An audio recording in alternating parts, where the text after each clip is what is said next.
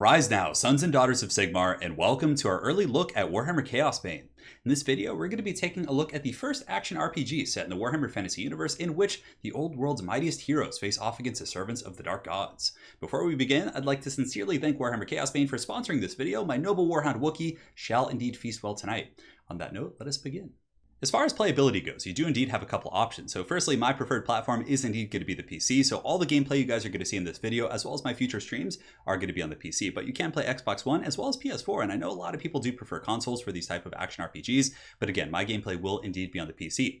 You can also play local and online, and local is definitely quite nice. So many of these games require you to be online nowadays, so it can be a little bit annoying having that, requirement. So you may live in an area with bad internet or just want to take it easy and play on your own. So it is nice to have the local option. For online, you can get up to 4 players, and I will be doing some pretty heavy duty streams. I'm going to be trying to do at least one of these a week for the next couple weeks.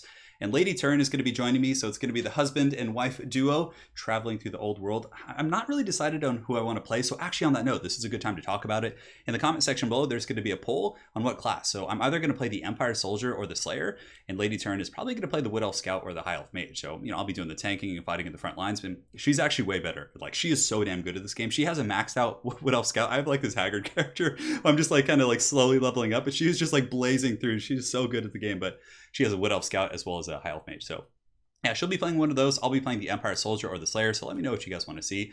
And on that note, I think it's time. Let's take a look at the classes and, have some fun. So firstly, the Empire Soldier, he's the traditional tank. So the difference between him and the Slayer is that he's kind of a truer tank, right? The Slayer is a little bit more of a brawler type character. So you get in there, you just go fisticuffs, and he does kind of have a little karate kick action, much like Total War Warhammer. So anyone coming over from that game will certainly appreciate the aesthetic of the Slayer. But here is the Empire Soldier, a true bastion against chaos. Valen uses his shield and military strategies to turn his enemy's power against him. So he does kind of have a rage mechanic. The more his attackers hit him and overwhelm him, etc., etc., he gets a little bit he gets more going. And Sigmar gets him going. That's what gets him up in the morning. And yeah, he's a fun character. I really like the Empire Soldier.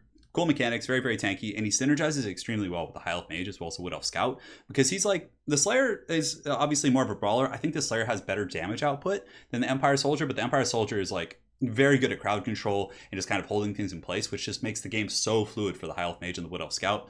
The Mage has some insane AoE effects that if things are held in position, he could just mow them down.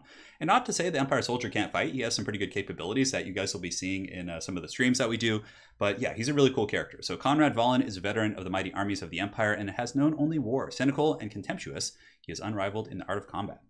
He's a really cool character. I like him quite a bit. Now, onto the High Elf Mage. High Elf's, not my favorite, but he is super powerful. Mages in these type of action RPGs are generally very strong, but again, you're a bit of a glass cannon. So on the higher difficulties, and if you get caught by these greater demons and they're able to get you in their clutches, you're gonna have a bad time. But yeah, he has some pretty cool interactions, and that's something else that is pretty neat for anyone coming from Total War Warhammer, is that you get to see a lot of the characters, from the Warhammer Fantasy. So the main character who you interact with initially is actually Teclis. So Teclis is going to be giving you quests, guiding you, and you get to see some cool characters for sure. It's before the time of Karl Franz. So you have Asavar Kul, who is the ever chosen before Archeon, and you guys know how his conquest probably ends, right? And then you also have I believe Magnus the Pious is the emperor at the time, who's he's got some cool stuff going on. So you get to kind of see all that, which is quite neat. But it is from that time period. So of course, Teclis being a High Elf is going to last forever. So here's the High Elf Mage, and his name I think is Elantir or something like that. So Elven magic is known to be among the most dangerous weapons in skilled hands, and Elantir wields it with a rare dexterity, adept at discharging torrents of pure magic onto his enemies. He is able to combine his powerful spells to control his opponents, thus devastating their ranks with ease. Certainly does. I saw Lady Turin, my wife, playing this. For anyone who doesn't know, Lady Turin is my wife. And yeah, she was really just wrecking shop with this guy. He can do some work. So the High Elf Prince, Elantir, was exiled from Ulthuan and now travels to Old World in search of redemption.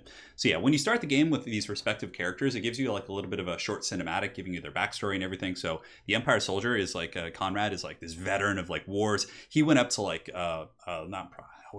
Kislev, and he was fighting against the Chaos Invasion. He's just all grizzled and badass. And this guy, the High Elf character, he comes from Ulthuan. Obviously, he's a wizard, or a caster, or a mage, I should say. And I believe he gets in a fight with another one of the students, and and then he had to he get exiled because he accidentally killed him or something. It's something along those lines. It's pretty interesting seeing the story arcs of these characters. And then of course the Slayer. Dwarves in Warhammer Fantasy are my favorite. Dwarves in the Empire are my two favorite, in terms of the themes and storylines. It's something about them is just, you can really identify with them. So the Slayer is just such a badass. Look at him just standing on top of rubble of these. It looks like cultists. I can't tell who they're aligned with. Probably Khorne, because there's a lot of skulls everywhere. And we'll get into that a little bit later, but yeah, I'll talk about like the different enemies and who you fight in the game, and you guys will be seeing some footage over the course of that as well. So the Slayer, he's going to leap down. You guys ready for that? Look at that. Could have thrown a necrotic if you wanted to. Slayers are formidable fighters who constantly seek tougher duels and ever more dangerous opponents. And for anyone who actually wants to learn about like Slayers and just get a bit of a first-hand taste about them in Warhammer Fantasy, I highly recommend reading the Gotrek and Felix series. It's a really good look because, of course, Gotrek is like the iconic Slayer, and he's really, really cool. So if you guys want to see that, you could read Gotrek and Felix. Obviously, if you read the Masters of Stone and Steel omnibus, it gives you, there's all kinds of stories about like, Slayers and things like that. It's really cool. But yeah, dwarves have like such cool history in the Warhammer Fantasy universe. So a Slayer lives and dies. Oftentimes they're kind of like seeking redemption for something that they're ashamed of, and they get exiled and they have to go like seek a doom, which is really cool. So yeah, the Slayer is a cool character, and his name is a braggy axe fighter. Never shies away from a fight with the most dangerous enemies he encounters. So this guy's kind of like, yeah, he's more of a brawler, like I said. The Empire Soldier is more like crowd control and tanking, and this guy is like, he's kind of, he's got a lot of like AoE damage, like whirlwind type effects, and he can like charge through crowds. He just goes just straight up ham bone, and this guy does some work. And he's got a powerful beard, pretty dank mustache. This guy does some work. I like him. He's definitely going to be one of the two characters I play. So it's either going to be the Empire Soldier or the Slayer. And again, please go to the poll in the comment section below and let me know what you guys want to see. Wood Elf Scout is going to be the last one. This is Lady Turn's favorite. Kind of looks like a Waywatcher actually from Total War Warhammer a little bit, but she's got some evil eyes. Look at those things, just predatory. So the Wood Elf Scout. Let's read it. Snaking between her enemies while sowing death in their ranks with grace and ferocity. Alessa is a ruthless archer who prefers cunning over brutality. Yeah, so she's like has all these tumble mechanics. She can leap and just jump around and has really good AoE and a little bit. I would say the mage probably has better AoE from my initial assessments, but she has really good single target damage, and she's also a little bit more elusive. The mage, of course, has like some ways to get out of trouble with the blink effect, but once you use your blink and it's on cooldown, you're in a little bit more danger, whereas this character is faster. She also has like summons, so you can summon different, creatures. I believe you can summon a Dryad, and I haven't gotten to the late game of the Wood Elf Scout. Lady Turn has one that's almost maxed out, so you guys will be seeing that in action. But yeah, this guy's, seems quite powerful. So Alessa's young Wood Elf from Athel Loren, the realm of Mel Gibson himself, but now roams the old world in search of adventure. Fiery and fearless, she hunts her enemies in the shadows like a vengeful spirit. The Slayer and the Wood Elf would be kind of fun, I feel like, or the Empire Soldier, because I've only ever played by myself so far. Lady Turn and I are going to actually do some streams together, so I wonder if there's like interactions between the characters and stuff. That would be pretty neat. So guys, that's a bit of a look at the characters, and now we're actually going to jump into some gameplay. We're going to take a look at the rune system, or not the rune system, but the leveling up system, all that other good stuff. So we will see you guys on the other side, and thanks again for joining. And here we are with level 26 Ellen's here. So this is one of the characters that Lady Turn has kindly leveled up for you guys, so we can take a look at the user interface, some of the beginner abilities, as well as some of the advanced abilities. So first, let's begin with UI. So over here on the left-hand side, you can see this, of course, is your health pool. Very similar to other action RPGs. You don't want to let that drain, otherwise you may meet the same fate as the old ones. That's going to be your HP. Over here, you do, of course, have your mana. So as you use your fancier abilities, we'll go ahead and cast some here. You can see this nice little fireball here. It's going to drain your mana. It does replenish. And of course, there's itemization and different traits and skills that you can get to regenerate faster, which is quite cool. And the mage actually has a really cool unique ability. So just before I forget, I want to show you guys. So whenever you cast a spell with the mage, every class has like something that activates with the spacebar. So this is kind of your ingrained ability. So the mage actually can cast like AoE spells and has so many different to choose from, which I'll show you in a minute. But here we have the fireball, but check this out. With the spacebar, you can actually like control it. So like I was telling you earlier, for example, if you have like a warrior kind of tanking everything, you could just like cast the fireball and just like have it on a nice little circle right there. So as far as the tooltip here, you do of course have your left click and your right click. You have 1, 2, 3, and 4, and you have Q, which is a potion. So you don't have to worry about carrying around potions and things like that. Rather, you just have a static one that's on a cooldown, and you can use it like every 34 seconds. So you have to be a little bit tactical with the mage. You have to know like when to use it, when to use your blink to get away, and kind of make sure that you're optimizing it and like not using it when you're just barely taking damage. You usually want to make sure you're using it when you're actually threatened. So it gets a little bit tricky. So here we do have the left click here, which you can see is going to be usually a standard missile attack. This is going to be like your auto attack function. And here you can bind this ability, and you can change it however you want. Like whatever abilities you want, you can switch them back and forth, which again, I'll show you in a second. And we have our blink ability. Might as well show you guys while we're here. So the blink ability, you can see we just jump here. It's very similar to like the tumble for the Wood Elf Scout, and the Slayer has a charge. They all kind of have something that's very, very similar to that. On top of that, we do of course have our God ability here, which you can see calls down the lightning of your respective god. So the God skills are you get like base skills, which yeah, I'm getting ahead of myself. We'll show you guys that in just a second. And this is the Breath of Fire, which is pretty cool. So you can see it actually like a fat dragon. It's like it appears on our head and it shoots fire, which is pretty badass. So let's go ahead and take a look here. So you can see the itemization and of course character. Our inventory is empty right now because, you know, we like to keep a clean shop here, but regardless, you can sort by the different item types. So if you have like a massive, just huge inventory, you can sort by the different item types, which is, you know, quite helpful. I was actually watching a lady turn to it. She was getting through it pretty quick. You have items, you have varying quality. So of course you have the blue quality here, you have the gold quality, which of course is something higher. And yeah, that kind of gets that. You know, that's one of the big things about action RPGs is like having like the colors, like it makes such a big difference. Like when you see something drop and it's just like that rush you get, it's kind of like a bit of an addiction. But yeah, it's really, really cool. So you can see that's that. And here we do have the basic skills. Now this is where things get pretty crunk in the words of the great Little John. Over here, this is where you equip your skills. So you can drag them on and off. I could, you know, grab this and unequip it here. And you'll notice that if I take something off the toolbar here, I right click, I now have 10 points available.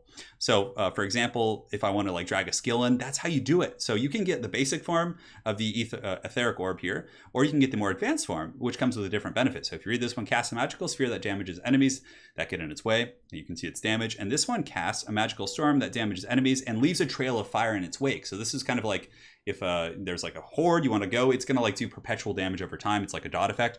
Or you can get the massive one, the mastered one. Cast a magical sphere that lures and damages any enemies that get in its way. So it like pulls them in. It becomes like a vortex type thing, which is really good in like group play, right? So you gather them up, the Slayer's like just karate chopping them, and like everyone's just doing their thing. There's like tons of synergies, and the amount of like builds you can do is pretty wild. So each one of these has like 3 different skills. The basic one has 3. This last one, for example, creates a wedge pattern. I mean, they all do different stuff, and you can see one is a required level. So at that required level, you automatically unlock this as an option. However, this one requires 4 skill points to put in. So when I equip this onto the bar, it's going to go from 10, and then I think I already had that one equipped up here, so that's why I didn't do that. But anyways, if I had equipped it, it would have taken away from my point total, my availability. So right now I have 10 left, so we could just like find a random skill that we don't have equipped. And let's just get the Breath of Fire. We could do Blinding Light or the Tornado. Oh man, that's getting pretty wild. So now you can see we have 0 available. So it's basically like a point system. As you level up, you get more points, and you can do more stuff to kind of customize your different kits. So you have a bunch of advanced skills to choose from. You can see there's like Comets. These ones we don't unlock until a little bit later in a couple levels here. And the Phoenix Explorer. Oh, that one looks pretty cool. Anyways, I could get caught up like just looking at these, but there's a ton of different builds you can do. You can switch between builds, which is quite nice. So you don't have to like, respec or do things like that. However, there are some that are a bit more of an investment. So if we go down here into the God skills, now the God skills, you actually have to like invest points in. You get a certain amount of points to kind of put into these with your frag. I'll show you guys that in a minute. But anyways, these are like more of a commitment, the God skills. So the Etheric Storm is the one you saw me pop earlier, where he like kind of chants to his respective God, and all the lightning comes down and does a bunch of AoE damage. So the God skills are a little bit more powerful. These ones are on longer cooldowns, and they're very, very efficient. So you can kind of choose between those. Now you have passive skills as well. So again, further customization. You can see concentration is energy regeneration here. This is health regen. I mean, they all do different things. Fire damage and burning. So you could go like a fire spec if you want to go axe sheet mastery of superior here. So this is going to buff fire damage. Yeah, it's just going to be like 20%. Oh no, fire damage and burning duration are increased, and then damage by 20%. Okay, so I haven't gotten too deep into all these yet. Again, we're still kind of progressing through the games ourselves, so we will be learning together on the streams. This one just gives you a magical damage that increased by 20%, and yeah, all these do different things. So consuming energy has a chance to reduce any current cooldowns. So that's pretty cool. So as you kind of use your spells and things like that, it can reduce the cooldown. So you could do like rapid fire builds. There's a ton of different options. I mean, we'll probably, if of course, my hands permit me to play this a lot, we'll do like guides on different builds and stuff like that. The Collector's Guild. So the Collector's Guild is actually here in town, and you have the option of building reputation with them as you trade in items, and they give you things like experience gain, extra gold, passive God skills, again something else that you can invest in. It requires 6 skill points. So this is the God skills require a separate point investment, whereas the basic and advanced skills you just get automatically, and you can kind of tailor it. So the God skills and the God passives are really how you kind of customize the direction of your character, for example. So Lady Turin was going with the Master of the Winds, which is maximum energy. So if you're using very big, expensive spells, this is obviously going to be pretty good. You have fan skills down here, which these are kind of aesthetic. Experience gained by 5%, and you can activate this one to give your character like an emote and things like that. It plays a special emote. Oh, that looks like a Lithanar. That looks like the Shadow King there. And yeah, so that's basically the skills. I know it's a little bit of a brief breakdown, but hopefully that helps you guys just getting into the game to understand.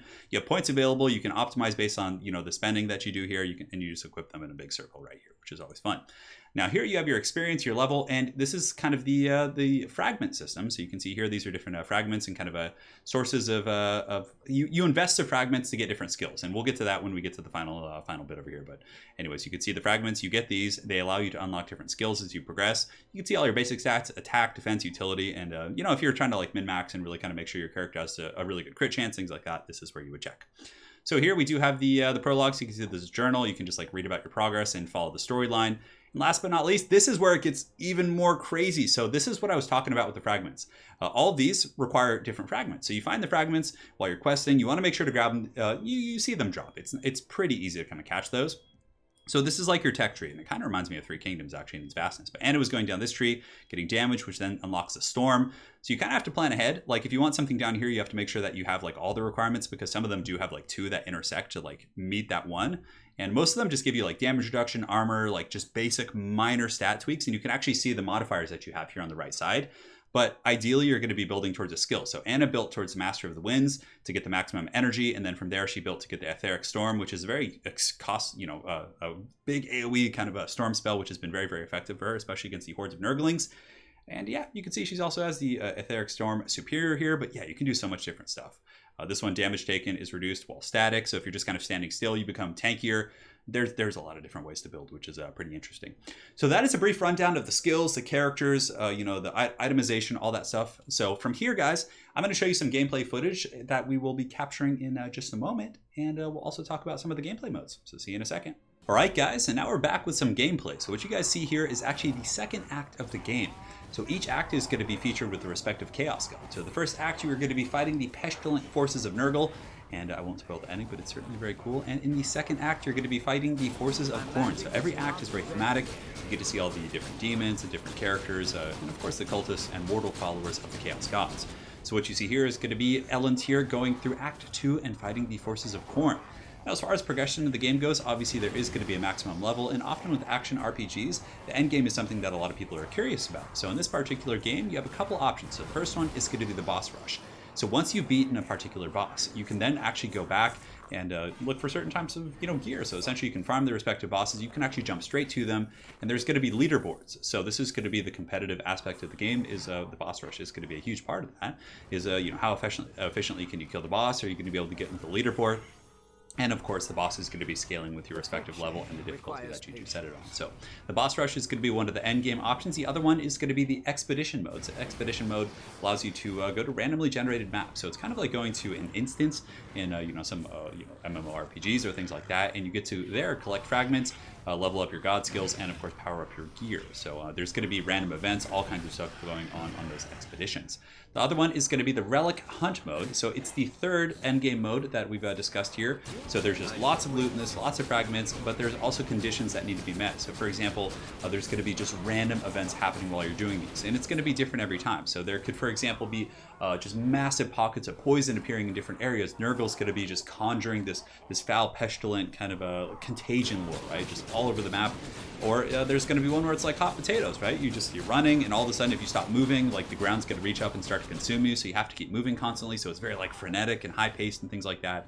And there's also ones where there was one where if you use a potion, it actually starts to like decrease your character like permanently. It'll heal you, but you also take a small penalty permanently. So you have to be very careful and you play a little bit safe in that one. So the relic hunt mode is kind of just a random event kind of thing. Of course, it's for farming fragments as well as getting gear. Expedition mode is randomly generated maps, things like that, and there's also events in that. So it's very, very neat.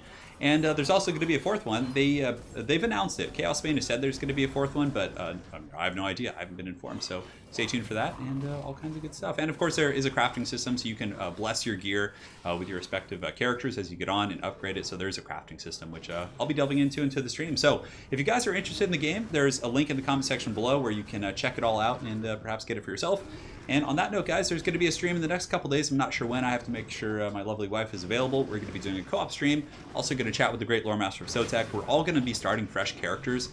So if you guys are interested in watching that and just joining, I'll make sure to announce it in the community section and everything. So guys, thanks again for watching. And again, a big thanks to Warhammer Chaosbane for sponsoring this video and sending me a copy of the game. And on that note, guys, we'll see you next time and take care.